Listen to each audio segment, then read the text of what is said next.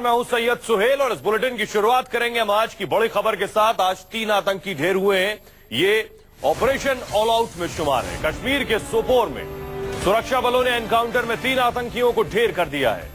तीनों आतंकियों के शव बरामद कर लिए गए हैं, जिसमें 2 की शिनाख्त भी हो चुकी है। मारे गए 3 आतंकियों में एक की पहचान बारामूला के जावेद के तौर पर हुई है। दूसरे आतंकी की पहचान आबिद के रूप में हुई है, जो हाजिन का रहने वाला बताया जा रहा है। तीसरे आतंकी की शिनाख्त अभी तक नहीं हो पाई है। इन आतंकियों के पास से 3 AK-47 समेत भारी मात्रा में गोला बारूद और हथियार बरामद हुआ है। सूत्रों की माने तो घाटी में ये आतंकी बड़े नेताओं को टारगेट बनाने की योजना पर थे। उससे पहले ही सुरक्षा बलों ने इन्हें ढेर कर दिया। इन 3 आतंकियों को ढेर किया गया है। तो इस महीने ही यानी पिछले 5 दिन में अगर आप देखें, 1 अगस्त अबू दुजाना को एनकाउंटर में ढेर किया सुरक्षा बलों ने। उसके बाद 2 और आतंकियों को मारा गया 3 तारीख को, और 4 अगस्त को अनंतनाग में आतंकी को ढेर किया गया। और आज ये खबर मिल रही है कि 3 और आतंकियों को सुरक्षा बलों ने मार गिराया है। तो पिछले कुछ वक्त में लगातार सुरक्षा बलों की तरफ से, आर्मी की तरफ से मुठभेड़ों में कई आतंकियों को मौत के घाट उतारा जा चुका है। आसफ सुहाब हमारे सहयोगी जुड़ रहे हैं, तस्वीर भी हम आपको दिखा रहे हैं। इन 3 आतंकियों के पास से भारी मात्रा में गोला बारूद मिला है। आप देख रहे हैं तस्वीरें। आसफ, कैसे इस ऑपरेशन को अंजाम दिया गया, और हम तस्वीरें देख रहे हैं कि भारी मात्रा में वेपन्स भी बरामद हुए इनसे।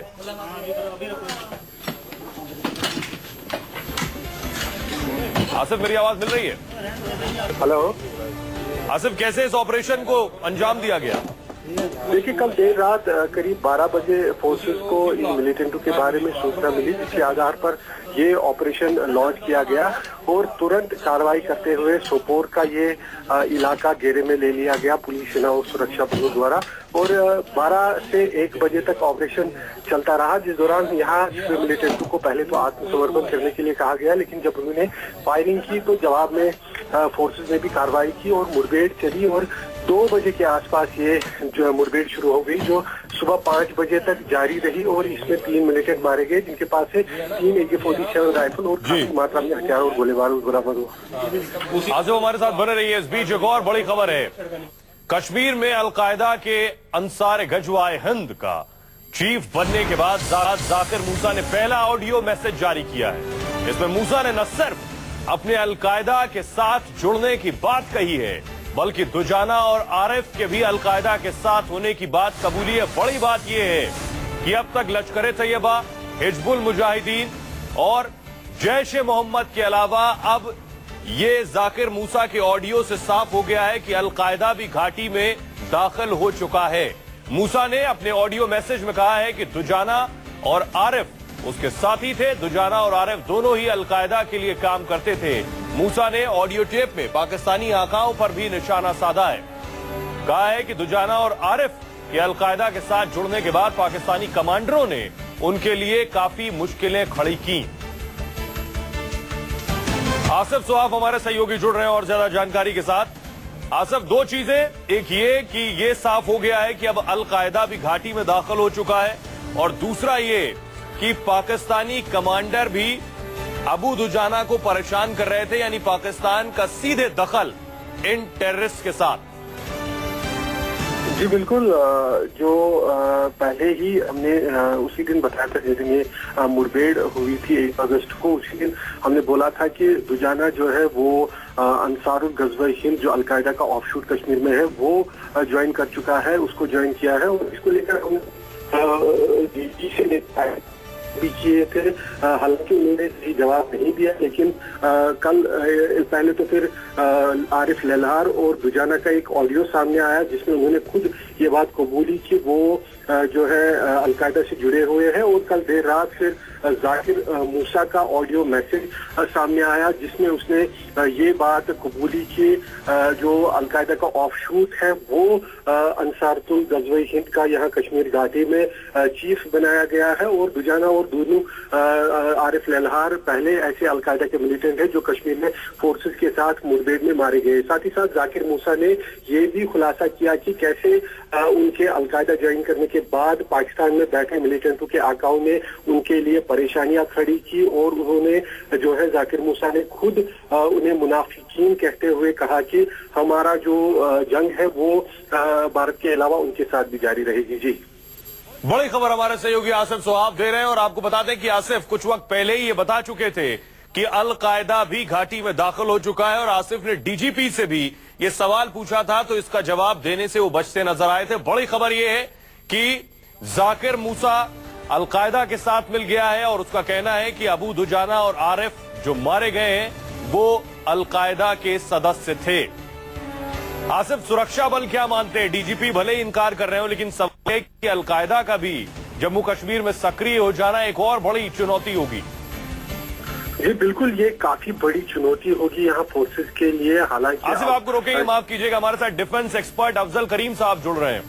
करीम साहब, जाकिर मूसा जो कि अलकायदा का सदस्य बताया जाता है, सवाल ये है, उसका कहना है कि अबू दुजाना और आरिफ भी अलकायदा के मेंबर थे। एक बड़ा चैलेंज और पहले से हम फेस कर रहे थे लश्कर तैयबा को, जैश ए मोहम्मद को, हिजबुल मुजाहिदीन को और अब घाटी में अलकायदा भी।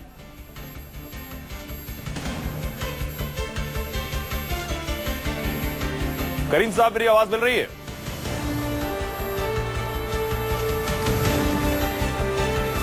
आसिफ हमारे साथ लगातार बने हुए हैं। आसिफ, एक्सपर्ट्स क्या कह रहे हैं? इसके अलावा आर्मी क्या कुछ कह रही है?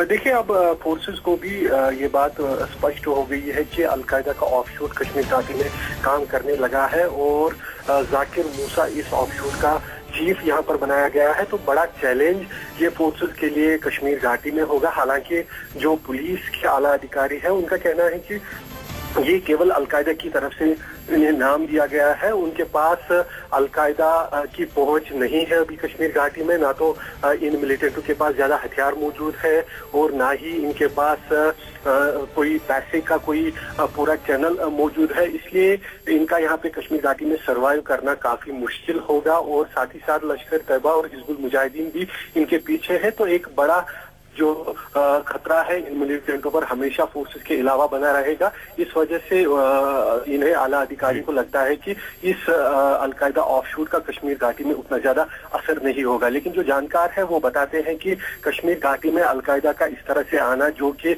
25 सालों में पहली बार सामने आ रहा है, ये अपने आप में एक बड़ी बात है और अलकायदा जरूर कोशिश करेगा कि कश्मीर घाटी में अपने इन लोगों के जरिए वो अपना प्रभाव यहाँ पर बढ़ाए और पूरे हिंदुस्तान में अपनी जो गतिविधियां है वो फैलाने की कोशिश करे। जी, बड़ी बात हमारे सहयोगी आसिफ कह रहे हैं। बेशक एक्सपर्ट से मानते हैं कि अलकायदा का घाटी में आ जाना बहुत ज्यादा असर नहीं डालेगा, लेकिन आसिफ सवाल यह है कि आखिर इनका खुद को अलकायदा के साथ जोड़ लेना, इसके क्या मायने हिजबुल से अलग होकर? देखिए, कश्मीर घाटी में अगर देखा जाए तो पिछले काफी समय से करीब 2 साल से एक ऐसा गुट जो युवा पीढ़ी, जो नए लोग मिलिटेंसी में शामिल हो रहे हैं, वो शरीयत और शहादत यानी इस्लामिक कैलिफेट की बात करते थे। यहाँ तक कि बुरहान वानी भी इस तरह की बातें करता था। लेकिन खुलकर जिस प्रकार से जाकिर मूसा ने इस बारे में बात की, ऐसे अभी तक कोई नहीं कर पाया था। और जैसे ही जाकिर मूसा ने ये सारी बातें कहनी शुरू कर दी तो हिजबुल मुजाहिदीन उसका दुश्मन हो गया, वो हिजबुल मुजाहिदीन से अलग हो गया। लेकिन जाकिर मूसा ने भी अपनी विचारधारा जो है वो जारी रखी और उसे कुछ लोगों का सपोर्ट मिल गया, जिसके चलते अब ये लोग न केवल भारत के लिए, खुफिया एजेंसीज के लिए एक खतरा बन सकते हैं, बल्कि पाकिस्तान को भी ये लोग लगातार चुनौती दे रहे हैं और उसके खिलाफ बयानबाजी कर रहे हैं। यहाँ तक कि हुर्रियत नेताओं को भी इन्होंने अपने निशाने पर लेकर कई बार उन्हें धमकियां दी। जी आसिफ, बहुत बहुत शुक्रिया। 2 तस्वीरें हम आपको दिखा रहे हैं जाकिर मूसा की, जो अलकायदा का फिलहाल हेड खुद को कह रहा है, और दूसरी तस्वीर दुजाना जो अलकायदा का सदस्य जिसको मूसा कह रहा है, और मूसा का कहना है कि पहला शख्स, पहला सदस्य अलकायदा का जिसे मार गिराया सुरक्षा बलों ने। आपको बता दें 1988 में ओसामा बिन लादेन ने अलकायदा बनाया था। दुजाना के एक नए ऑडियो टेप में दुजाना जिस तरह से पाकिस्तान से उखड़ा हुआ दिखाई दे रहा है, उसने पाकिस्तान के होश उड़ा दिए हैं। साथ ही सुरक्षा एजेंसियों के सामने एक नई चुनौती भी सामने आ गई। अफजल करीम डिफेंस एक्सपर्ट हमारे साथ जुड़ रहे हैं। करीम साहब, मेरा सवाल आपसे यही कि घाटी में पहले से बहुत सी टेररिस्ट ऑर्गेनाइजेशन एक्टिव हैं, ऐसे में अलकायदा का दाखिल हो जाना, अलकायदा का एक्टिव हो जाना एक और बड़ा चैलेंज सुरक्षा एजेंसियों के सामने। बात यह है कि जो पाकिस्तान ने आजादी के यहाँ पर और टेररिज्म फैलाया हुआ था वो नाकामयाब हो रहा था, और ये देख के इस्लामिक वर्ल्ड जो है उसमें शामिल हो गई है कि जब तक कश्मीरियों को उनकी आइडियोलॉजी बदल नहीं दी जाएगी और जब तक वहां पर अलकायदा का जोर नहीं बढ़ जाएगा, जब तक वो कामयाबी नहीं हासिल कर सकते। तो अब अलकायदा है वहां पर बाकायदा एक ब्रांच बनाई हुई है, और ये जो आप जिन लोगों का नाम ले रहे हैं मूसा वगैरह, जो उसके एक हिस्सा है। उसका बड़ा लीडर कौन है ये अभी तक सामने नहीं आया है, जो इंडिया के अंदर है, जो ये कश्मीर में है। तो ये सब बातें देखने के बाद अभी एक नया मूवमेंट चलाना पड़ेगा जिसके कश्मीर के जो बाहर आए हुए हैं, जो पाकिस्तान में भेजे हुए हैं, जो करीम साहब, मेरा आपसे बहुत महत्वपूर्ण सवाल और बहुत संक्षेप में जवाब चाहूंगा। अब तक जो टेररिस्ट ऑर्गेनाइजेशन एक्टिव थी ये खुद को कथित तौर पर कहती थी कि हम आजादी के लिए लड़ रहे हैं, लेकिन सवाल यह है कि अलकायदा जो कि ओसामा बिन लादेन की बनाई हुई ऑर्गेनाइजेशन बिल्कुल अलग मकसद के साथ लड़ती है, उसका आ जाना यानी दो धड़े अपने आप में, दो आइडियोलॉजीज अलग अलग कश्मीर के अंदर।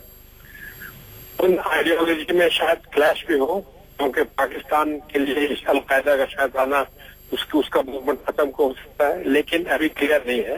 वो साथ मिल सकते हैं जहां तक कश्मीर में लड़ने का सवाल है। तो अभी ये बात उस हद तक नहीं पहुंची कि हमारी फोर्सेस उसको कंट्रोल न कर सकें, इंटेलिजेंस एजेंसीज, लेकिन हमें अभी क्लियर हो चाहिए कि लड़ाई क्या है, उसको लड़ना है, आइडियोलॉजी की लड़ाई है और करीम साहब, बहुत बहुत शुक्रिया न्यूज़ 24 से बात करने के लिए। इस बीच